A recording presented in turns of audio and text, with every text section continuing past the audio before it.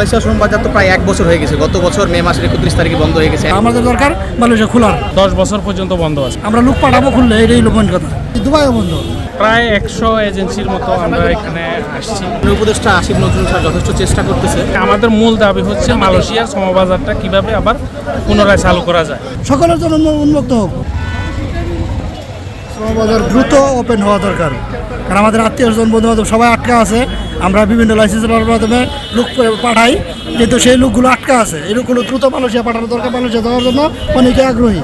আমরাও লোক দিতে বাধ্য বা দিতে ইনভেস্ট করি, আনন্দ বোধ করি। কারণ মালয়েশিয়া লোকে যাওয়ার পরে কোনো কমপ্লেন নেই, আর ঠিকমতো কাজ পা, নিয়মিত বেতন পা, সব কিছুতেই প্রবল। তো সব কিছুতেই আমরা আনন্দদায়ক। মালয়েশিয়া খোলার দরকার, সাথে সাথে দেশের অর্থনীতি চাঙ্গা হবে, আমাদের লোকজনের প্রফিট হবে, সব দিকেই অমায়িক হবে, সুন্দর হবে ইনশাল্লাহ। জি, আমরা চাই মালয়েশিয়া দ্রুত খুলুক। বন্ধ আছে কেন এটা তো আমরা বলতে পারি না। এটা তো দুই দেশের বৈদেশিক কারণে হতে পারে, সেটা দ্বারা আমরা সব কিছু ডিটেলস বলতে পারি। ব্যাংকিং এর যে কোনো প্রয়োজনে কল করুন আল আরাফা ইসলামী ব্যাংকের 16434 নম্বরে। আমাদের দরকার মালয়েশিয়া খোলার। আমরা লোক পাঠাবো খুললে, এটাই লোক কথা। আমাদের দরকার হলো খোলার, যত তাড়াতাড়ি খুলে ততই আমাদের জন্য বেটার। কোন কোন দেশ বন্ধ আছে? এখন তো সব দেশই বন্ধ, শুধু সৌদি আরব টুকটাক আছে খোলা, কাতার আছে, এই দুবাইও বন্ধ। তাই আমাদের দরকার সবগুলো এশিয়া মহাদেশের ভিতরে সবগুলো দেশ খোলা দরকার। যেহেতু আমরা শ্রমিক প্রেরণ করি, তাই আমরা সব দেশ খোলা চাচ্ছি। কতদিন ধরে বন্ধ আছে? এটা তো দীর্ঘদিন যাবৎ। মালয়েশিয়াতে প্রায় 1 বছর হয়ে গেল বন্ধ।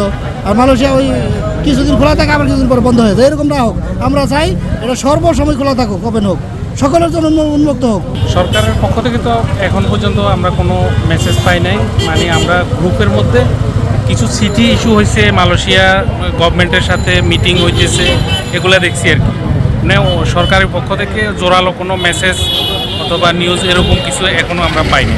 তবে ওই আমাদের মাননীয় উপদেষ্টা আসিফ নজরুল স্যার যথেষ্ট চেষ্টা করতেছে। উনি কিছুদিন আগে মালয়েশিয়া গেছিল, তো ওখানে একটা মিটিং হয়েছে, আবার সামনে মাসে একটা মিটিংয়ে ডেট দিচ্ছে। তবে ইনশাল্লাহ আশা করা যায় উনি যে চেষ্টা করতেছে, চেষ্টার ধারাবাহিকতা যে অব্যাহত আছে, আমরা ইনশাল্লাহ খুব শীঘ্রই এটার একটা ভালো ইয়া পাবো। তবে আমরা চাই আসলে যে মালয়েশিয়া শ্রম বাজার তো প্রায় 1 বছর হয়ে গেছে। গত বছর মে মাসের 31 তারিখে বন্ধ হয়ে গেছে, 1 বছর হয়ে গেছে। আমরা চাই যে খুব শীঘ্রই এটা খুলে দেওয়া হবে, কারণ মালয়েশিয়া শ্রম বাজার খোলা থাকলে আমাদের বাংলাদেশের জন্য ভালো।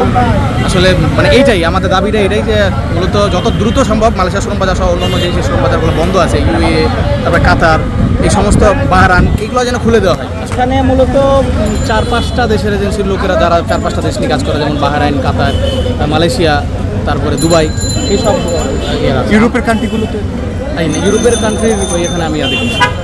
কতদিনের ভিতরে বাস্তবায়ন করতে হবে এটা আসলে আমাদের বড় সার যারা আছে তারা বলতে পারবে, আমরা আসলে এটা বলতে পারবো না। আর তবে আমাদের হচ্ছে আমরা যত দ্রুত করা যায় এটাই ভালো আর কি, আমাদের দ্রুত দরকার। প্রায় 100 এজেন্সির মতো আমরা এখানে আসছি। 100 এজেন্সি থেকে, কোনো এজেন্সি থেকে 1-2 জন আসছে, কোনো এজেন্সি থেকে আরও বেশিও আসছে।